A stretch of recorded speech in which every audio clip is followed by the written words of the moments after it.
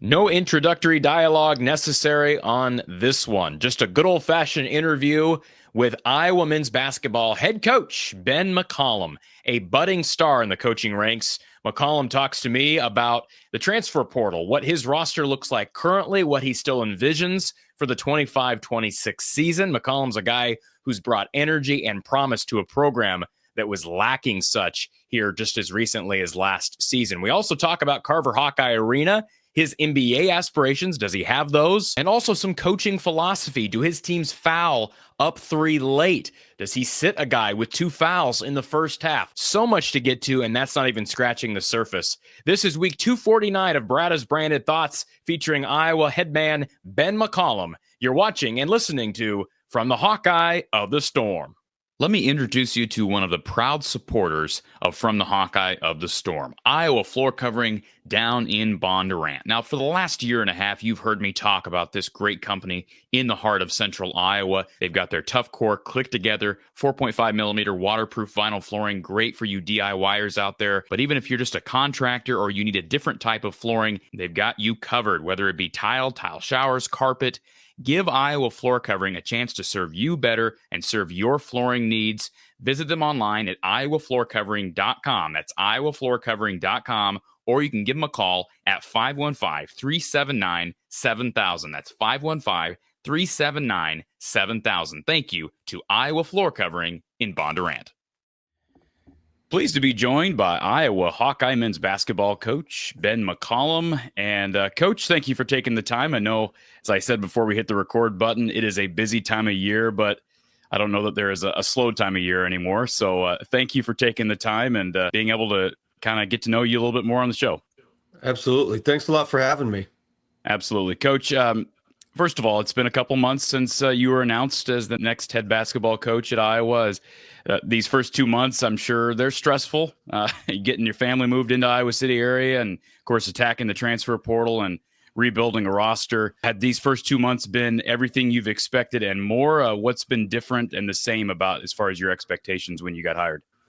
Yeah, I mean, it's, the transfer portal is tricky. It's constant, and you're always on edge because you're never really finished. And that's the hardest part about it is it's just like, okay, well, now you got one, now you got to get another and another, and you have to build an entire roster, where we only had one returner, and a really good one returning, but it's been tricky. Then you have to move your family again. We actually just moved into our house in October. So it's been a whirlwind, but it's fun. I think sometimes you can take yourself the wrong direction, and for us it's a fun challenge, and we're excited to take it on. Non-basketball related, you talk about the move for your family. You've got young ones and, of course, a wife. And I'm just curious, how do you balance that? I mean, because it is a big change, especially when you just moved into a home in October. How do you balance everything that the job takes as far as a toll on you, but also caring for the family on the side? Yeah, it's really hard, because even when you're home sometimes and you're in the portal, it's hard to stay very present. I think that's the hardest part of these things is the family, is moving them once again within a year, that's the trickiest part, and it does cause a lot of stress. And it's one of those things that maybe in 10 years we look back and it's like, hey, that was really good for us to challenge ourselves and to take ourselves out of our comfort zone, meet new people, and do it all together. So hopefully that's what we look back and say that was a good thing. But no, you just miss things. Like today is a beautiful day. It's probably 75, 80, and in the past I'd probably be outside fishing, but now I'm still trying to finish this roster, and once we get that finished, I think it'll calm just enough, but then you're back into 2026 at that point. I want to talk to you a little bit about coaching philosophy. So last night I was watching NBA playoffs and watching OKC Denver game 1. And of course the fouling up 3 came into play late, and OKC sort of got bit. Kenny Smith mentioned it on the TNT broadcast. They were fouling a little early in that scenario, but I know coaches have different philosophies on this. What is your stance on fouling up 3? Most coaches seem to be for it. Yeah, I don't foul up 3. I don't know. Maybe it's more of I'm not a big stat guy. So our analytics are off the charts, meaning if you go through all of our years at Northwest Missouri State, we probably took each year. I mean, I think one year they did a stat and it was like 20 mid-range shots out of over 1,000 shots. But it's not because I'm anti mid-range. That's not what it is. It's more, we're trying to get free throws, we're trying to get layups. Like that's your whole objective, is to try to get to the free throw line, like, and get layups. And so the best way to do that is to space the floor with threes. And naturally, when somebody comes over to help, that's the only reason you take a mid-range anyway. So you got two on the ball, so you should have passed it anyway. So kind of going back to that, the analytics, I think the analytics have actually flipped. I might be wrong. I think it's borderline 50-50 as to what you should do in that situation. I think before they all thought it was you always foul. But for me, I'm like, hey, get the stop, and the other part of that is in regulation, if you foul in regulation, you can still lose that game. If you don't foul, the worst you can do is go into overtime. And so I guess that's kind of my theory on it. Now, whether or not I'm right or wrong is probably irrelevant. We had one time where I didn't foul up three. It was actually our first national championship. It was the first round. Guy hit the three, forced overtime. We ended up winning in overtime. But, that was the only time that we probably had that opportunity. Yeah, it's just funny. The reason I'm smiling as you're talking about this is because literally last night you have OKC and Denver going back and forth with fouls. Chet Holmgren misses 2 free throws. Aaron Gordon goes down, hits a 3, and Denver steals game 1 in regulation, having been down by 3 multiple times in the last 30 seconds. So kind of ironic there. Speaking of that game in the NBA playoffs, this leads me into my next question. I watched Nikola Jokic just be a machine. I think he had 42 and 22 last night. But he had 4 fouls midway through early in the third quarter, and he never really saw the bench in the second half. So obviously, maybe a bad comparison because we have one of the best players in the world in Jokic. But what is your philosophy on playing someone with 2 fouls in the first half? A lot of coaches opt to do that, but some, including Fran McCaffrey, opted to have a rule that basically said, hey, guy gets a second foul, he's done for the half. What is your philosophy on 2 first half fouls?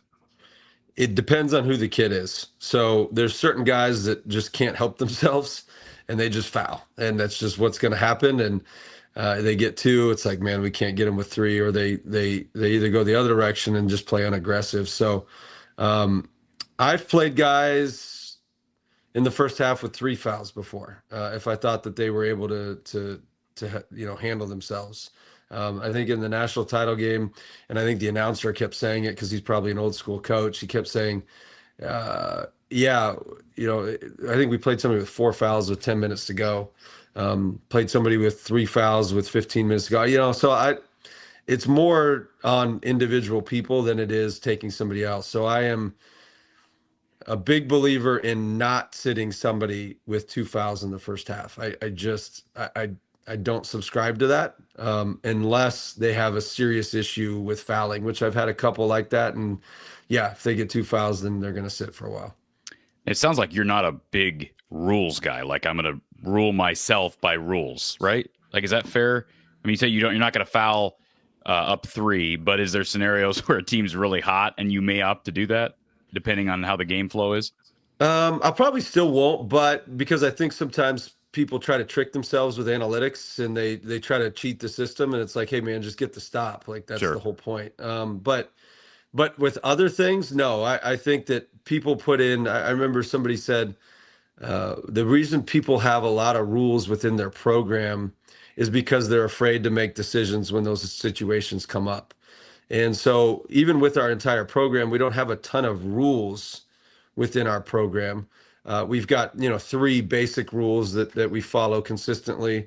And then after that, it's, you have to make decisions. And so, I think people that are afraid to make a lot of decisions throughout a game probably put a bunch of rules in, and they do it with analytics. And sometimes those people win, and it works. But a lot of times the reason they won was because they had better players. They're the better team. Like, you can't cheat it. Like, there's no analytics cheat code to it. It's still, the team that has the better players generally wins. Can you tell me those three basic rules? Well, it's just the rules for the program. It's just, show up on time, you know, um, show up on time. And then, our main one is making sure that you represent our program at an elite level, essentially, making sure that you don't embarrass yourself. And then our other one is to just serve your teammates. So pretty simple stuff. Good stuff. I know this has been asked a number of times, and I'm sure you've addressed it in interviews here in the first couple of months on the job, but the topic of Carver and how you make Carver a better experience. You have not coached as Iowa's head coach in Carver Hawkeye Arena, but you know the facility, you know some of the challenges that face you and the program and getting students involved and keeping donors happy. What changes or renovations are being made here in the near future? I know there have been talks with Beth Getz. How quickly could we see these, and what will they look like maybe even in year one? I mean, the hopes are to make it look completely different than it was last year. And so how that happens, I'm not totally sure. I know they've worked a lot on a plan.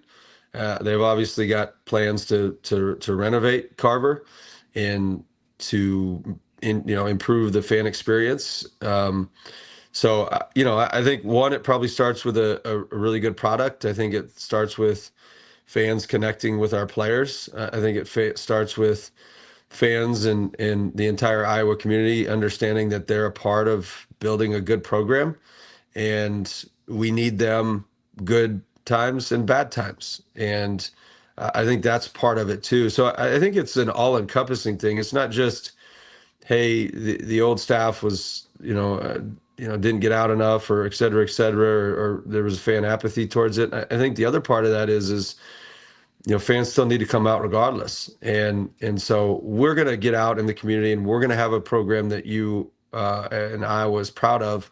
We also want fans to be a part of that build itself.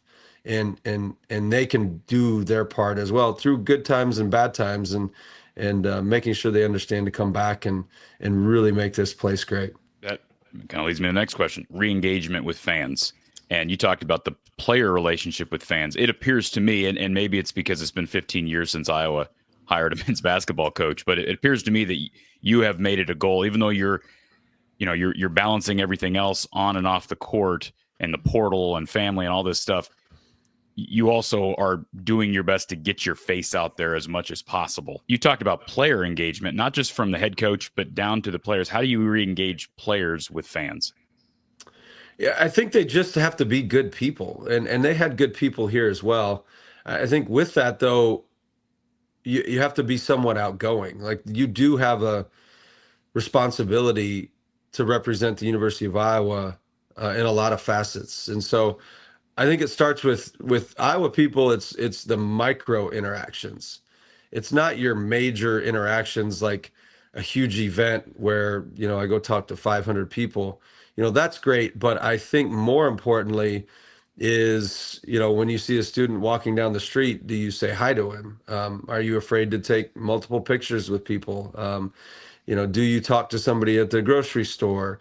And then are you just approachable? Do they, do people relate to you in an approachable way? And I think that's the benefit of me being from the state of Iowa is I kind of understand the Midwestern values that are here. And then obviously our players, a lot of them do come from the Midwest as well. So that should be a benefit also.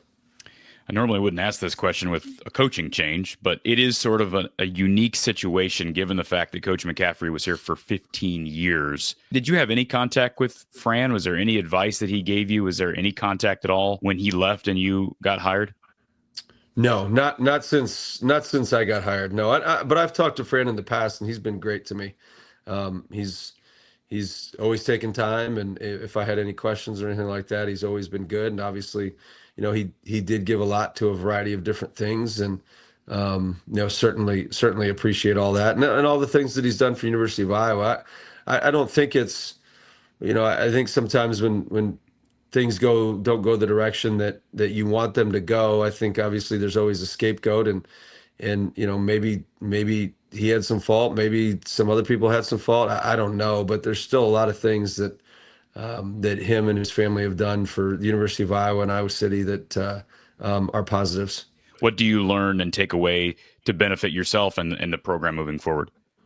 Yeah, I don't think I necessarily learned a lot in regards to that. I don't think I learn more from my own experiences, and I might learn from seeing how somebody runs something offensively or somebody does something defensively. We're just so dissimilar in our approaches to the game of basketball. So one's not right and one's not wrong. It's just we're just different. So I guess I didn't probably take a lot from that, but again, that's not to discredit the time that they've had at University of Iowa. Going back to Carver just for a second, talk about student layout specifically. I know that's been a hot topic. Can you get the students behind the benches? Can you replicate something like what we see at Michigan State? How feasible is it to do that? And do you need significant construction or renovation to Carver in order to better the student section? But, not related to just what you said earlier, better product on the floor is going to get more people in the arena. How do you get those students closer to the court? Man, that's a great question. I don't know. I think that's probably an administration thing. I think once I have a game, I'll probably have a better idea as to where they need to be. I do think they need to be closer. I think they need to be engaged. I think they need to impact the game. But I also think that you have to make it so that the game's easy to come to and that they can get close and they can see it and they can be a part of it. Now, how you do that, I guess I'm not totally sure, but it needs to happen. What I found is if you get students there, then everyone wants to come because there's an energy. And anytime there's a good energy in that gym, it just makes it fun for everybody involved. And so then you start to build on that, and then it snowballs, and you get big crowds consistently. And half the time they're just watching the student section and what they do because it's entertaining. So we want to make it a priority, and I think I'm probably open to suggestions, and I'm sure our administrators are open to suggestions as well from anyone as to how to improve that experience. I know one of the things when you and I met on the day of your press conference, one thing I brought up to you, and having hosted the show with Coach Gary Close, now we're going on year 4, and your background with Dr. Tom and growing up watching that program and attending camps. Is there any way you can do that in the modern era of college basketball? I'm not saying you're going to hold a bunch of mini events in Marshalltown and Oskaloosa and Storm Lake, but is there going to be some sort of an effort to try to engage with those smaller communities? Yeah, no, I definitely think so. I think that's how you do it. I think it's just kind of a groundswell, is those micro interactions. I think it's somebody that's approachable, as somebody that they feel comfortable with, that it's like, hey, I can connect with his upbringing because he grew up in a town of 10,000 exactly the same way I did in a 1A school, and look at where he's at, and he kind of connects with that. And so I think that's helpful. I think then just again, getting out when you have the opportunity to get out and go do something. And it doesn't have to be 5-hour, 6-hour, 7-hour events. Like, that's not what it is. It's just little small events that I think really help reconnect fans to the University of Iowa basketball. I want to kind of shift a little bit to the roster, but before I do, I didn't want to miss this question. I wrote it down because I was thinking NBA and we were talking philosophy. Do you have any aspirations to coach in the NBA someday? No, I'm happy here. We're good. People have probably done that before. I don't know. I think the way I coach is I'm a major development guy. Okay. So I think that's part of, my strength and things of that nature. But no, I'm done with moves for quite a while. So we're good. a lot of happy Hawkeyes here in that. Yeah. So who is your favorite NBA player of all time? NBA player of all time. Of all time. Oh, man, you just dropped that on me. You should have warned me.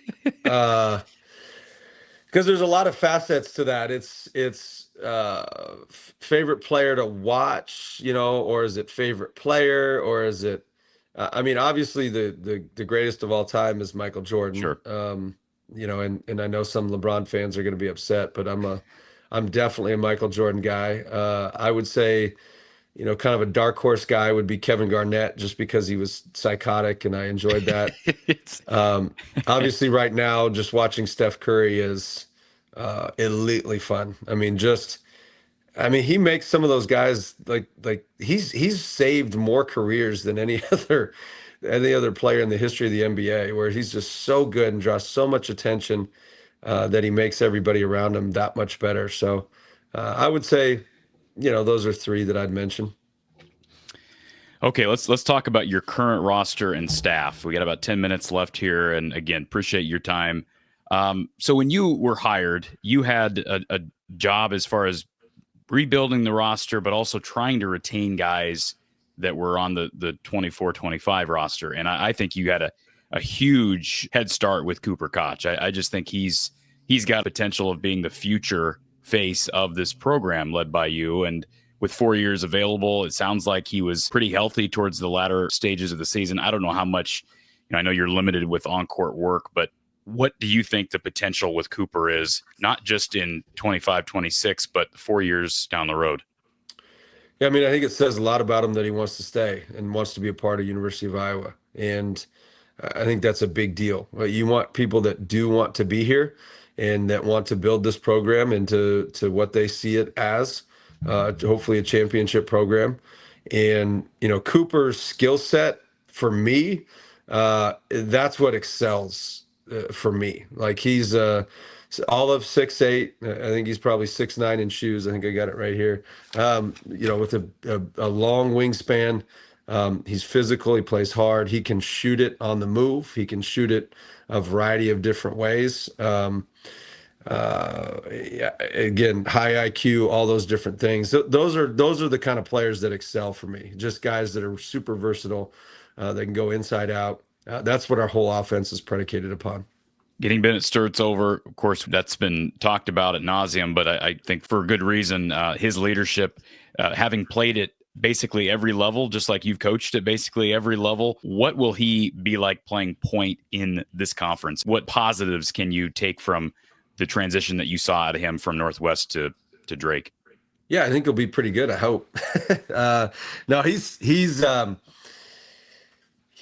elitely smart on the basketball floor, high IQ, passes are always on time, extremely unselfish, has a great understanding of the offense.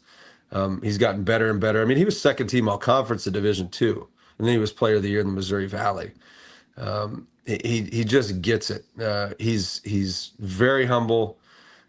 He's very loyal. He's just everything that you want in a person and a player. He is that. And then obviously he can play too. And he's gotten a little more comfortable with scoring a little bit more, which has really helped us because he can score at an elite level as well. Alvaro Forgueras, a guy that was also a conference player of the year, huge get out of the portal, strengthens you inside and with 6'9" and length, can shoot the three, good shot blocker. He's a guy who I think was on some draft boards. I guess two-part question. How did you pull that one off? That's a big get. And how did you sell the opportunity for Alvaro to where he's really not even looking at the NBA? And then also, like, how big is that to get him kind of as a building piece with Bennett? Well, he can trigger your offense. His passing ability, his ability to get in and out of actions and get to the next and do it so that you don't have to run 10,000 plays is a big deal.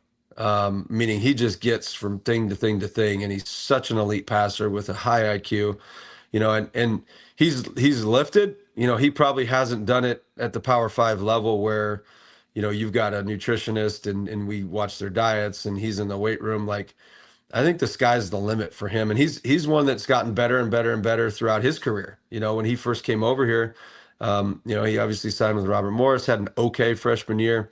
And then he was MVP of the Horizon League, played in the NCAA tournament. He's used to winning. He likes to win. He wants to be here. And he's going to be a good one for us. Brendan Housen, another big get out of the portal. 2 years at Villanova. You see that ascension basically in every statistical category. Really good last year at Kansas State, averaged in double figures. Obviously, people look at him and they see range. They see his ability to shoot off the dribble, to shoot off the catch. What does he bring besides that and experience to this roster? I think he brings an edge. I think he's a tough kid. I don't think he's shown it to the level that I think he can. Meaning, I think when I watched him in high school, he just has a competitive spirit about him. Like he just outworks you. He's tough. He's physical, all those different things. And I'm not sure that from a defensive perspective, he's totally reached his potential there. And then from an offensive perspective, just trying to figure out how to use him to create more gravity so that he can make everybody else around him better is a big deal. But he's not scared of the moment. He's not scared of big time environments. And obviously he's an elite shooter as well. You coach these guys that I'm going to ask you about next, and I don't want to bunch them all together, but for the sake of time, we will. Cam Manuel, Tavion Banks, Kale Combmes, Isaiah Howard. What I see when I look at those four guys together, maybe underrated athleticism, physicality, experience that you can't replicate or you can't generate. How would you kind of wrap those four guys up in a bunch from your former team? Yeah, I mean, you have to think of it like this. So,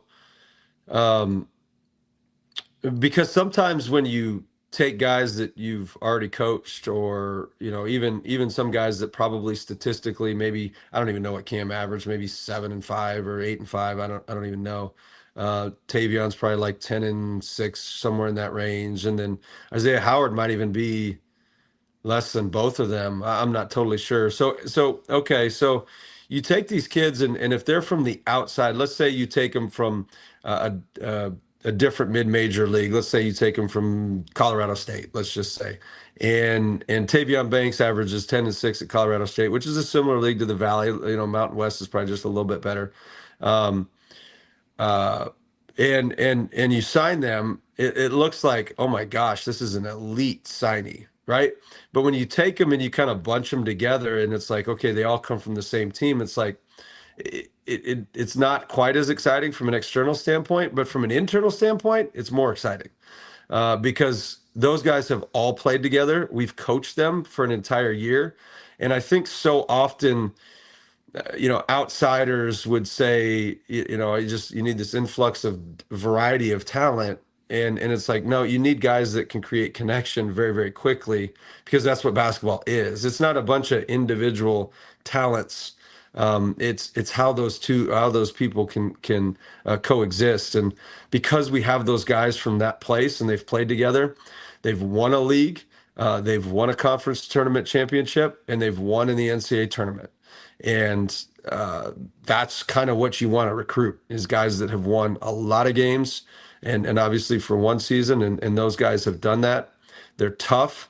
They'll be great representatives of University of Iowa, and I think they're going to surprise you in a lot of ways. Isaiah Howard's probably, one that's probably only scratched the surface, probably 6'6", super athletic, super physical, super tough.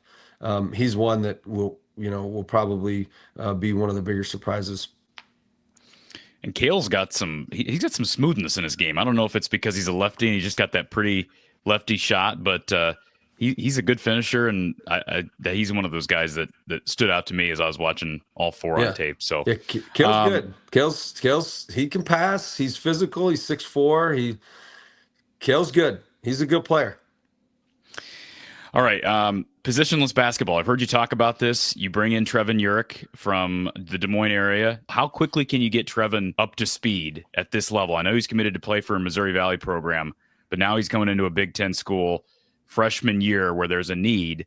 I'm assuming you're going to say, yeah, we'd like to take another big if there's one that we like in the portal, but can you also get Trevan Urick to a point where he can log 15 to 20 minutes in year one?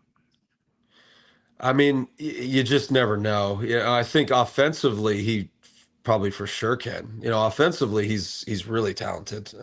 Just can pass, understands the game, keeps the game very simple, can shoot.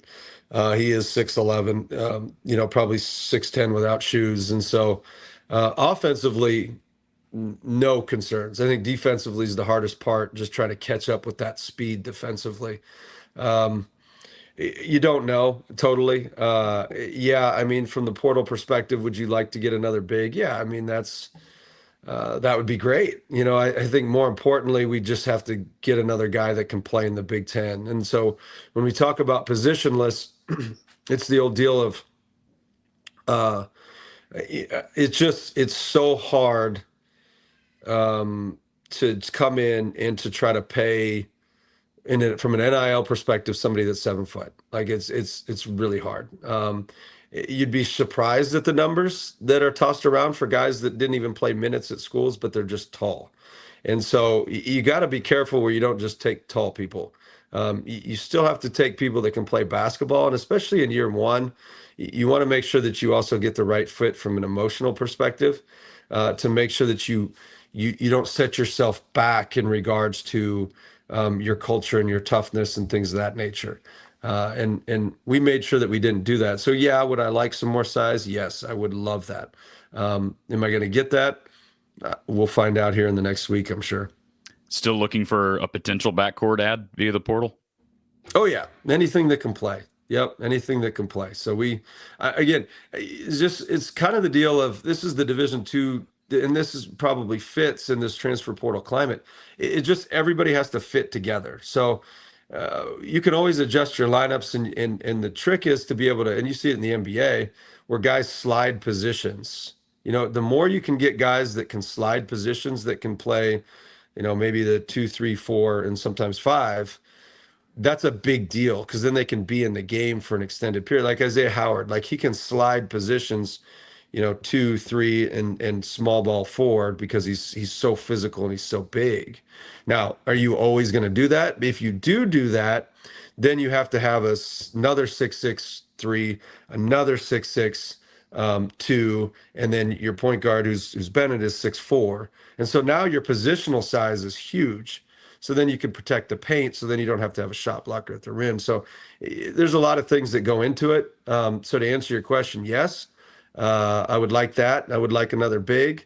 I'd like an all-conference Big Ten player as well. But we can't always get what we want, but we're searching for it. How do you impose your will in recruiting in the day and age of NIL and the transfer portal? What differentiates you from let's just say every other younger coach out there that's hitting the recruiting circuit? We try to recruit from within eventually. So, your whole goal is to eventually get to a point where everybody that you're recruiting from essentially a transfer perspective is already in your program, and you're developing them from day one, and they want to be here. They want to stay. They want to be developed. They want to be great, and they want to be a part of a championship program. I think the second part of that is, we trust our eyes a little bit more, just because of the level that I've come from. You have to, because you're not, the second a low major offered somebody when I was at Northwest Missouri State, like, you lost that recruit. And so you had to find value in the Bennett Strz of the worlds, and the Trevor Hudgens of the world, the Ryan Hawkins, guys that could eventually play at the Power 5 level, and will and have, or even at the NBA level, and people just didn't see value in what they did. And then you develop them from day one, and they want to stay, they're loyal, and that's how you create a culture. And that's how you have to do it at the University of Iowa, in my opinion. Coach, it's been a pleasure getting to know you a little bit more, and this won't be the last. I'd loved it. We've got to schedule a show maybe closer to the season if possible. I know it's going to get busy, but if we could get you and Coach close together on a show, I can just sit back and listen to you guys talk hoops and talk coaching and all this stuff. So it's been a pleasure getting to know you, Coach. Thank you for taking the time during a busy time of the year with the portal and everything else Iowa basketball has to offer so far. Yes, appreciate you having me on. It goes without saying, I really appreciate the time from new Iowa men's basketball coach Ben McCollum. That guy's been making his rounds. I mean, he's been talking to just about anybody and everybody in the Iowa media. And certainly you can see his efforts to re-engage with a fan base that I think has felt disconnected for some time, despite some of the success that Fran McCaffrey brought to the program. No, he was not warm and fuzzy. I think behind the scenes, Fran was that guy, and I have experienced that. I know a lot of people in the media and people that knew Fran personally experienced that, but sometimes the surface level stuff does matter.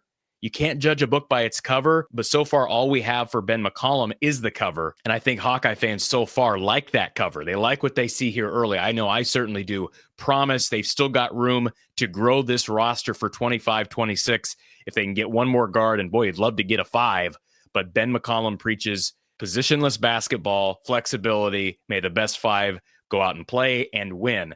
And I think he's got a chance to do that. And he's been this program has been a trendy pick for top 25 preseason polls by some of the national pundits. So this is going to be a fun few months here as we continue to see this program evolve under first-year head coach Ben McCollum. Thank you to Iowa for making Ben available. And folks, be sure you hit the like button before you head out. Subscribe here if you're not already subscribed to the channel. We produce content every single week, oftentimes daily, around the clock here from the Hawkeye of the Storm. And of course, in season, nobody beats the post-game coverage right here from the Hawkeye of the Storm. Thank you for being here. Have a great evening. We'll talk to you soon.